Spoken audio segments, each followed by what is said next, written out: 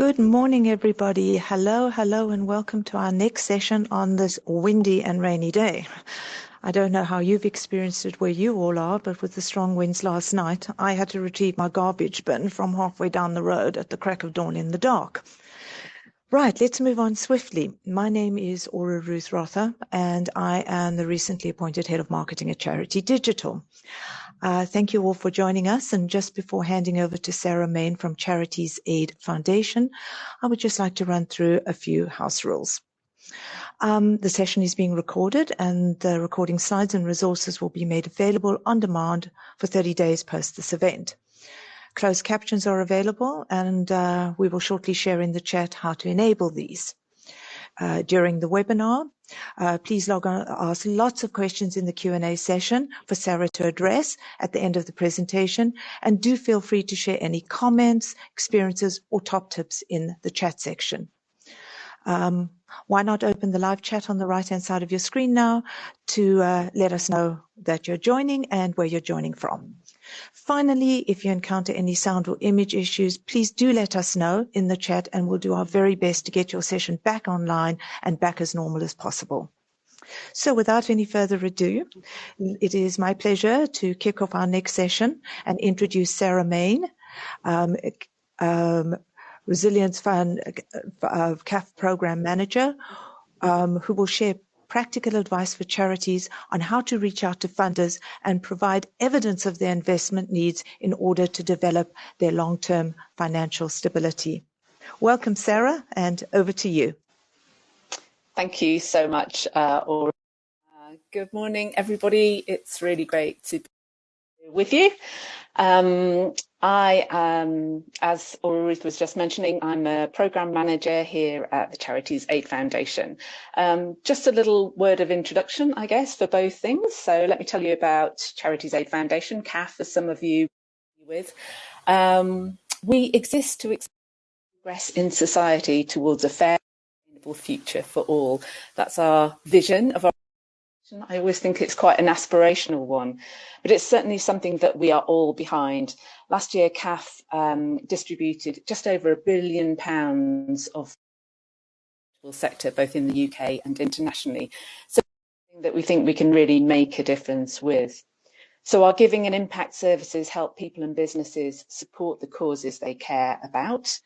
And we also aim to influence the wider environment for charities and donors across the UK through our research, policy and campaign.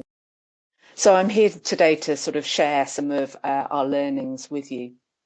Just a quick word about, I have spent all my professional career in the charity. I started out as an environmental education tutor actually many years ago, but I very quickly moved into charity management and fundraising. I was a fundraiser for about a decade. I had an opportunity to move to a range of funders. Initially, I was an assessor and become a grant manager, and have worked for funders such as BBC, the lottery in its various forms.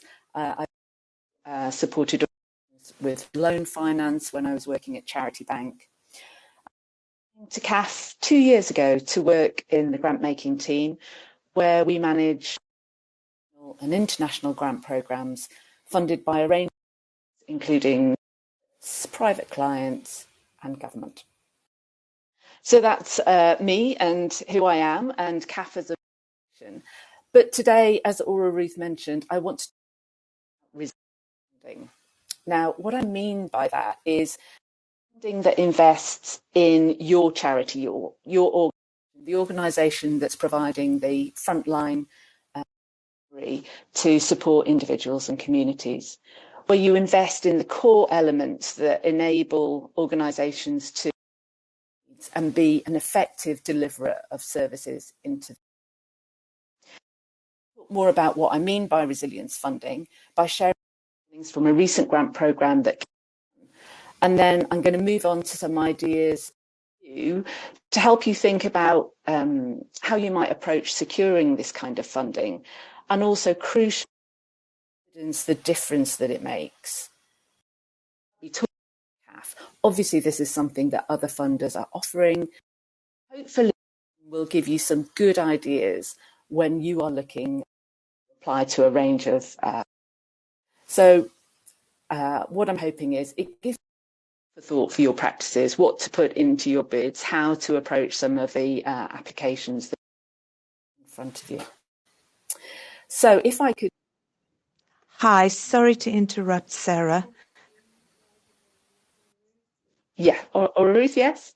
Sorry to interrupt you, Sarah. Your sound is cutting out quite a lot, and people are missing the importance of what you're saying. So I don't know if it's to do with the live stream with your camera and you. Is it possible to maybe take yourself, cut out take yourself off camera, just share the presentations, or maybe it's your earphones, because people are saying they can't hear you cutting out in between. So thank you very much, everybody, for your patience. Many apologies for that. So when you say taking myself off screen, I don't know whether, Raquel, are you able to take me off screen so we just have the slides? Can people hear me now?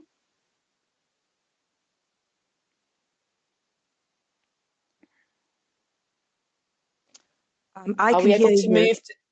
Are we able to move to the slides? Oh, apologies, everyone. It looks like we've got some technical difficulties You here. see, it's cut out there again, just slightly. So we're missing, every now and then, we're missing what you're saying.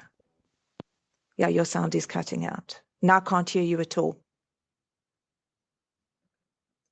Put your earphones. Can you put your earphones back in? Because we can't hear you at all.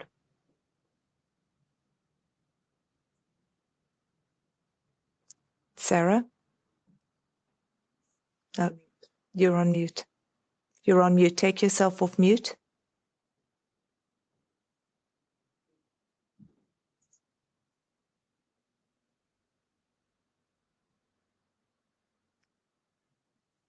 No, we still can't hear you.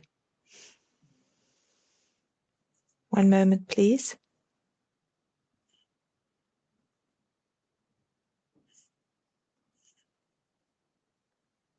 Apologies, everybody. We're trying to get, we have some technical issues we're trying to deal.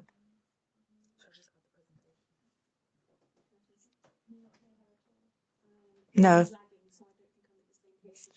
Sorry, can you add the present?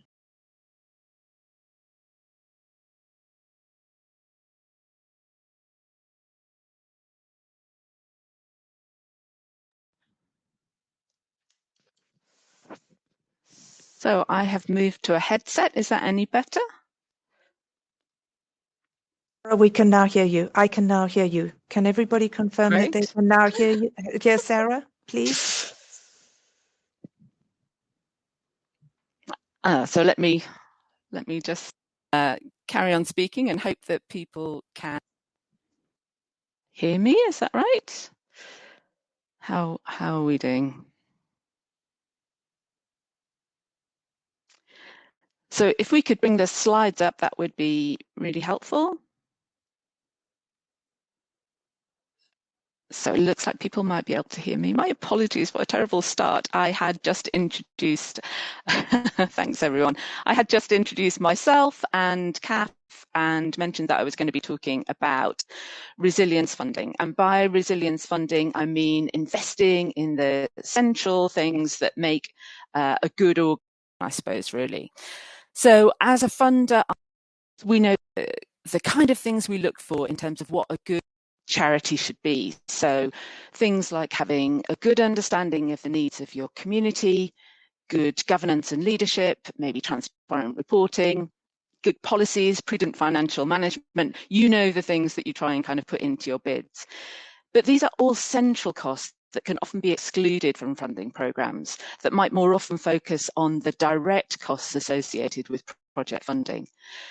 But we know that these areas are really vital, because if they are not resilient, charities will at best be less effective, and at worst they will close. They won't be around to serve our communities in the longer term. So looking at some kind of resilience funding, I can't see the slide, or whether anybody else can. I just wonder if their slides are up. We do seem to really be struggling today with things. Or Ruth, Raquel, are you able to tell me whether the slides are showing? We seem to have some technical difficulties. The first slide is up. We can see your first slide. Okay, that's super. Let me move on. So let me just start. I think I've kind of gone through the things that I'm hoping to share with you this morning. Here we go. So I've introduced CAF. I'm talking about what we're going to be talking about, resilience funding. I'm going to share some findings that we had from the CAF Resilience Fund, but then more crucially, I'm going to try and talk about how you might be able to approach securing resilience funding and some ideas for how you may be able to evidence the difference that that is making, because I think that's really crucial if you're then going to carry on and try and get repeats for this kind of central funding. So let me start off after my technical difficulties asking you a question. Actually, let's dive into a poll. I'd like to know a little bit more about whether you are actually getting that kind of funding at the moment. So my question to you is, has your organisation received any kind of resilience funding in the last 12 months?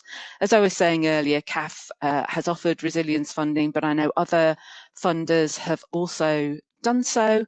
And it would just be really interesting to know whether you have received that. So you might have had some kind of core costs covered within project funding, but I suppose what I'm asking really is whether you've applied for and secured funding in that way. So it's great. Hopefully you've all clicked on the poll tab and can start putting in your things. I'm not sure whether it's coming up on your screen, but at the moment it's looking like about 75 to 80% of you are saying no, and I think that would kind of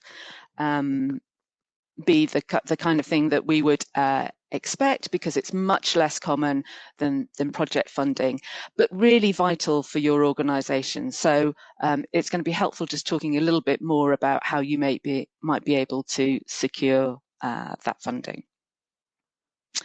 I'm just going to talk a little bit now about the CAF Resilience Fund, just to give you a flavour of what we did, but let me then move on and just talk about those kind of practical tips for you as well.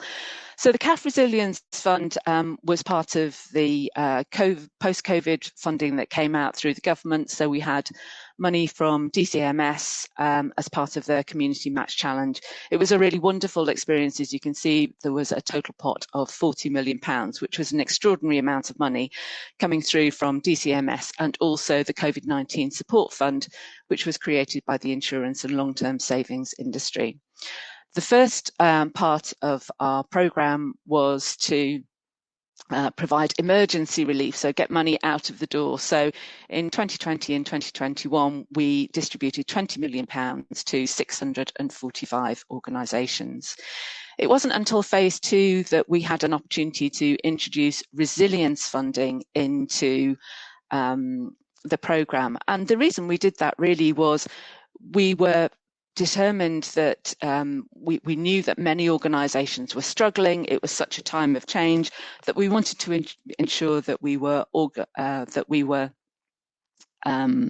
investing in the organisations themselves, not just in project delivery. So it's phase 2 that I'm going to talk about a little bit more. So you can see from the slide here, let me just tell you, there were 102 charities that we supported.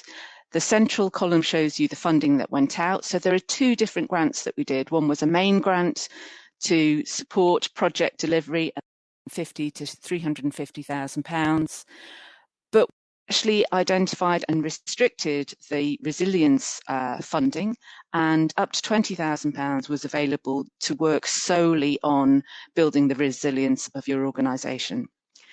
It wasn't just about money though as well. As you can see on the right hand side, we also offered a range of support, and this was to introduce the resilience framework that I'm going to tell you a little bit more about. We facilitated workshops and webinars, and networking events so that organisations could work on their resilience and then come together with other similar organisations to share their experience, share sort of best practice, and work together as a cohort to try and get the most out of the resilience funding that we were offering. So the CAF Resilience Fund resilience phase actually lasted for 16 months. It wasn't a huge amount of time. We would have liked to have had a longer opportunity to do this work. But as you can see from the graph here, what we did find was that it seemed to make a great difference. So the orange bar is the organisations reflecting on their understanding of what resilience meant within their organisation. And then the purple bar was actually how resilient they felt their organisation was. And you can see that from Q1 to Q5, which was the 16 months of the funding programme, all organisations felt that they made real progress towards that. The thing that we were most delighted with and actually surprised by were that 54% of organisations were saying that this work was transformational for their organisation. So as a funder, that was really exciting to see. And we dug a little deeper into what organisations meant by that.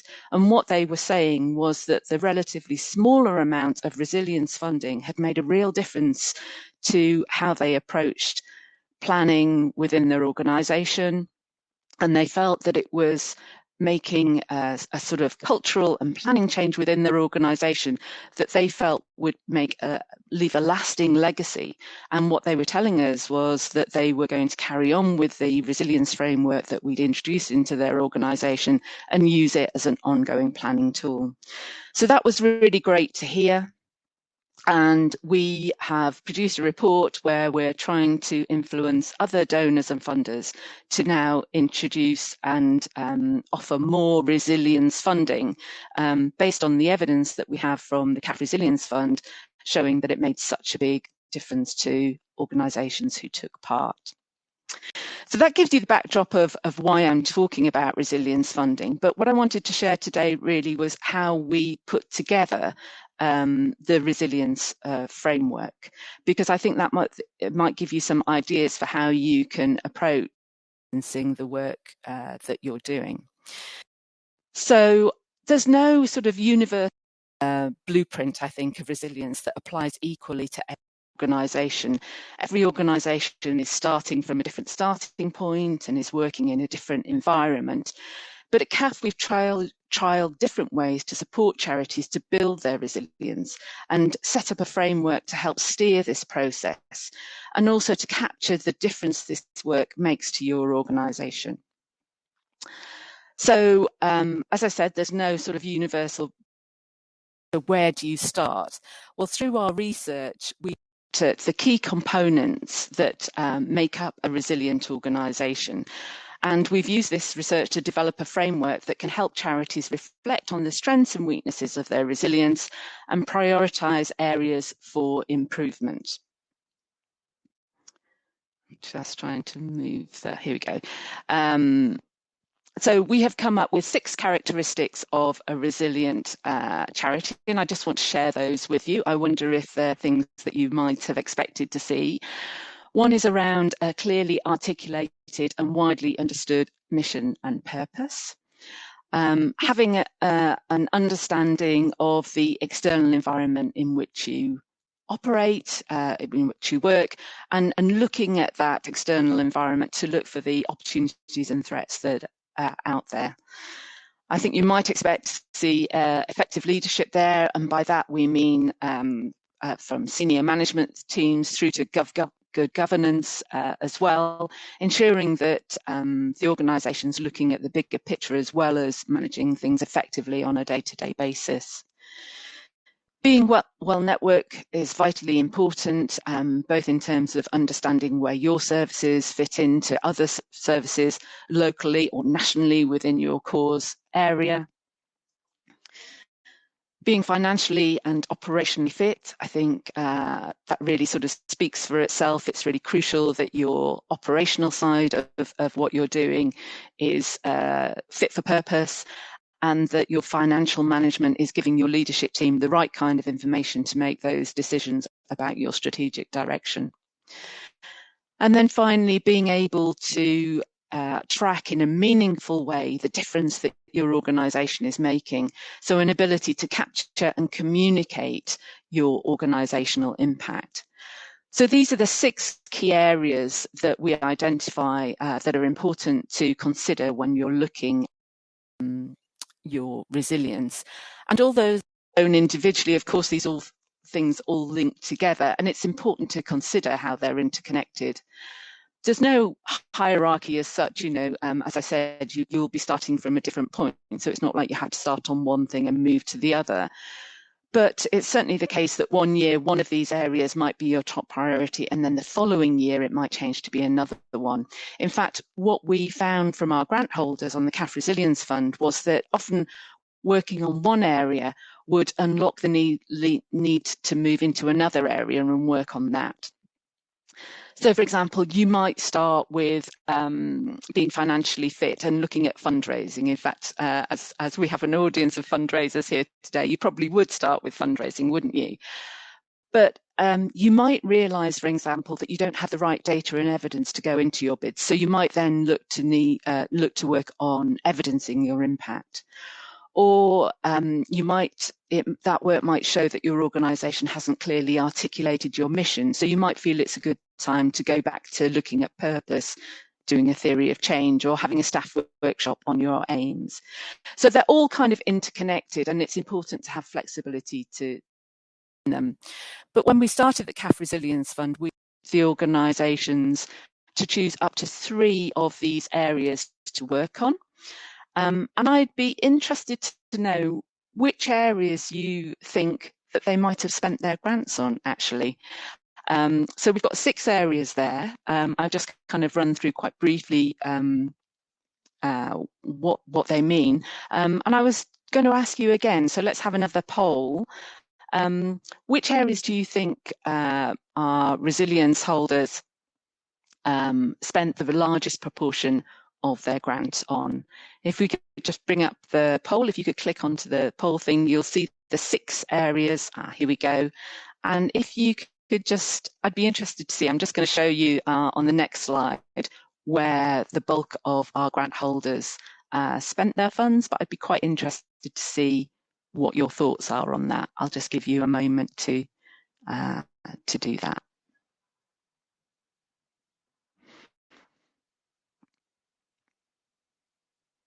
So the results are starting to come through. It's interesting to see what's scoring highest, less. I'll just give you another moment to look at that.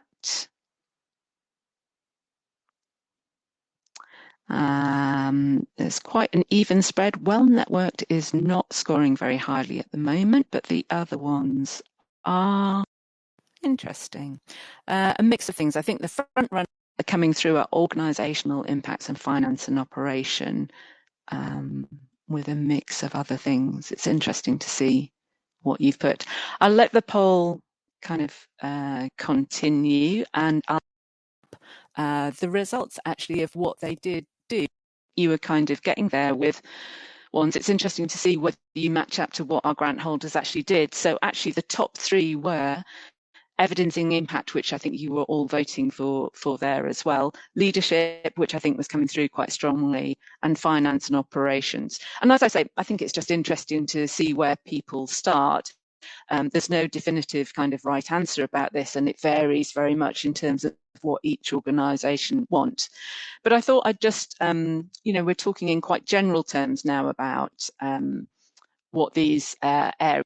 I thought I might just run through what actually that meant for the organisation. So evidence impact, as you can imagine, is about getting meaningful evaluation in place and putting your monitoring in place there, both for internal and external use. So in terms of helping you develop new services, understanding what's meeting the needs. It can also help in terms of sharing best practice, but also, of course, it's vital externally to demonstrate the value of the work that you're doing to funders and stakeholders. So that really came out as a really strong area that people wanted to work on. Leadership was another key area, really about ensuring that you've got good leadership in place and that people are supported at the top, both in terms of management teams and also governance. Succession planning was something that organisations definitely worked on as well. There was a lot of mentoring that took place, particularly supports of chief execs, training throughout for staff, and actually looking after staff came through as a really strong area as well. I'm sure many of you have experienced issues with staff recruitment and retention, and looking after staff seems to be a really high priority for organisations. I mean, of course it is, you know, your staff make such a big difference, don't they, in terms of what you do.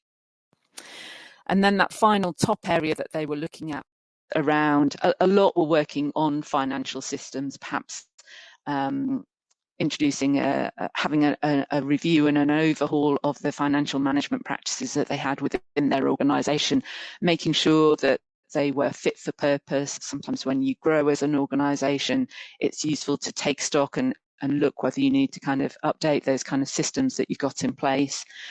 You'll be pleased to know that fundraising strategies were definitely another sort of strong area, particularly around diversification of income, but also staff recruitment.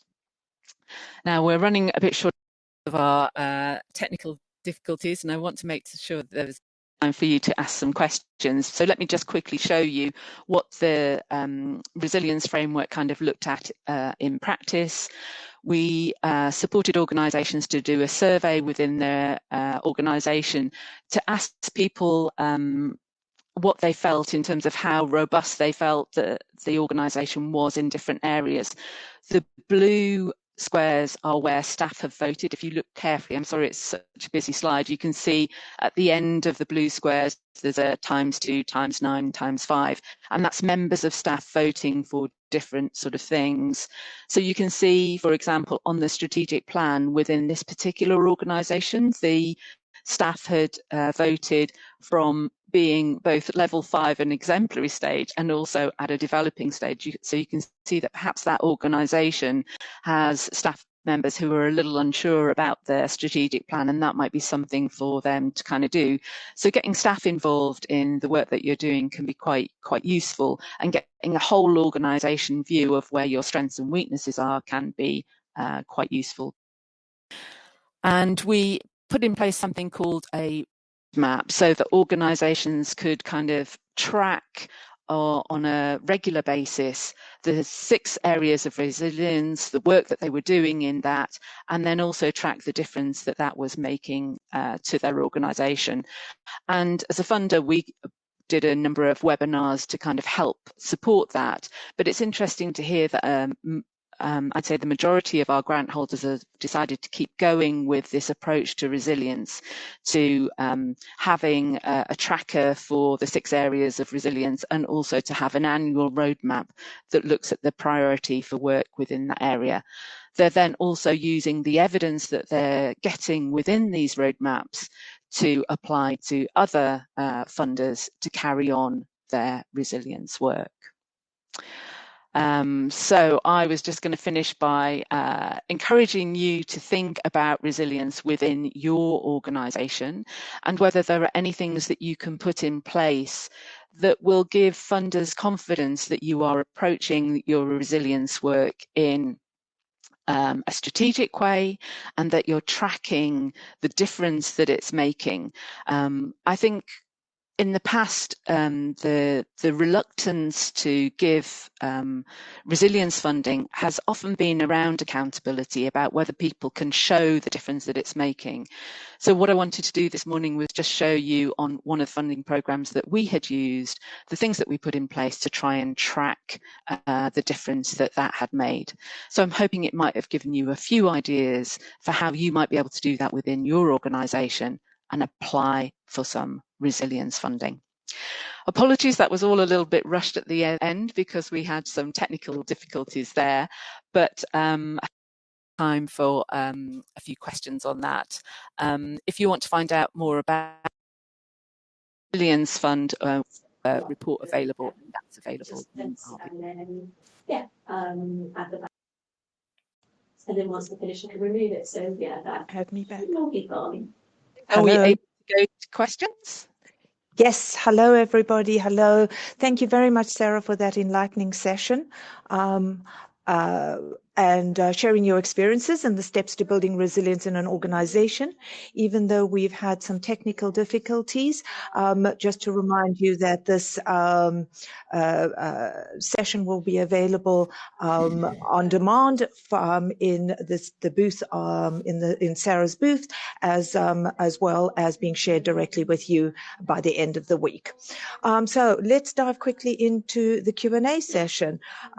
We have one question here, which is a very good question from Dorian. Where can we get resilience funding today? There are a number of funders. I'm not a funding expert, apologies. I am a funder myself. So if anybody else would like to put any ideas in the chat, that would be really great. But there are a few key funders, I would say, who are supporting resilience funding at the moment. CAF will be continuing to do so through our Keystone Fund, or a charity working in the social equity. You can have a look to see if you are eligible for Keystone funding.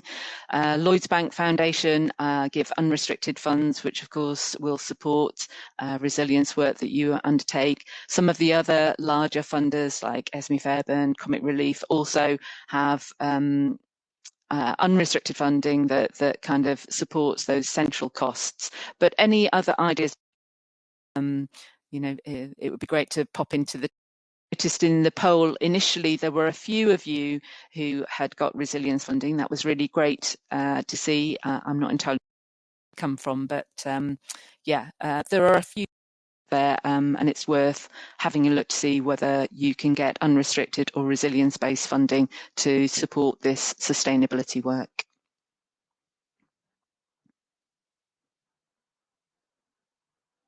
Or Ruth, I think you're still on mute. Thank you very much for answering the question. Another question, please, for you, Sarah, from Alifa. They ask, what would be the preferable definition for organizational impact? Since it differs for each organization, she was wondering what it is that you're looking for in regards with impact. There. Organisation to organisation, it's the difference that you make. So, thank you. It does differ from what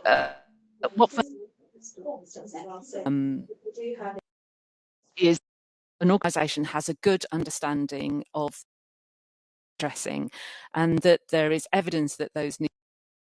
So, what I mean by that is, have you spoken to local community? Have you consulted with them to understand what needs are there?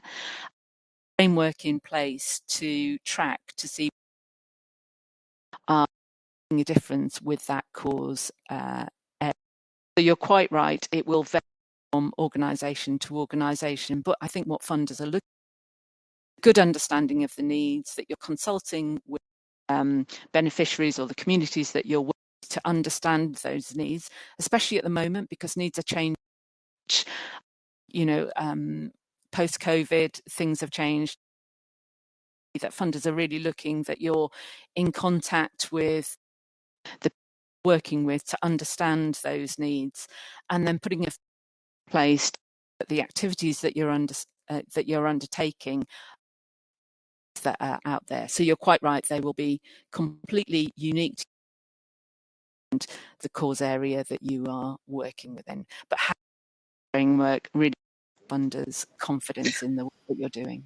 Thank you, Sarah. We have a couple more. Jane asks, have you followed up with the organizations who have received funding as they're interested to know what the longer term effects are? Yes, we were a little disappointed due to the funding requirements. We just couldn't run around resilience really needs that kind of longer term. We're very fortunate that our grant holder kind of with us, and we've just done a mail out a lot on and keeping we are hoping that we might be able to run another programme. Sorry, We have to wait to see whether we get the funding. But I think looking at whether this is working longer term, able to see it in full screen. yeah, we are most definitely keeping. We're speaking at something else, and we'll be having a to talk about their experience. It's always really great from funders like me. Thank you very much, Sarah. We seem to be having a couple more gremlins, but just if you could get, there are two very quick questions. One is this report also available online and shareable? And if I'm not mistaken, there is a link at the end of your presentation, which actually points directly to the report. So once the presentation has been uploaded, as we've said, by the end of the week and available on demand, the link is actually in the presentation. So I've asked and answered that on your behalf, Sarah. And one more question. Laura asks, will you be looking at offering resilience funding again in the future? So absolutely. CAF is convinced that this makes a long difference to individual charities and the sector as a whole. So we to incorporate that into. Sometimes we're not always able to do that because obviously our own passions and wants, and we have to like that. But one program called the Keystone Fund, which has built into it the year, and the second round will be launching, so you can get that. But yeah, as part of CAF's on, we will be offering further. Can. Sarah, thank you very much. As I said, we're still having these technical gremlins. So what would be wonderful is if those 3 or 4 things that you mentioned in answering the last question, if you could pop it into the live chat or into the Q&A session so that people are able to connect with that, because you cut out a couple of times during answering the questions, where the last question with, will you be looking at offering resilience funding again in the future? You mentioned Keystone and various other bits and pieces. Okay, thank you ever so much, everybody. Once again, if we didn't get to any of your questions, please do feel free to reach out directly to the speaker, either via the chat or at their speaker booth. Once again, Sarah, thank you very, very much for the session. Some of the tech gremlins got in the way, but thank you all for attending and your patience. We would be grateful if you would rate the session by clicking the stars underneath the session title. And again, just to remind you all that the session will be available on demand this week and on the platform itself for the next 30 days. So now, thank you again, Sarah. Why not grab a drink, take a comfort break, check out our partners' booths, as well as our very own charity digital virtual booth, the partners section of Hubbelow, which is the little house icon on the top right-hand side. We'll post the link in the chat shortly. So once again, everybody, thank you. Our next session will begin at 11:45, which is in approximately 15 to 20 minutes. And in this session, we'll explore the ins and outs of contactless technology. We do hope to see you there. And please do share your thoughts with us on our social media channels, LinkedIn, Facebook, and X, hashtag Charity Digital Summit.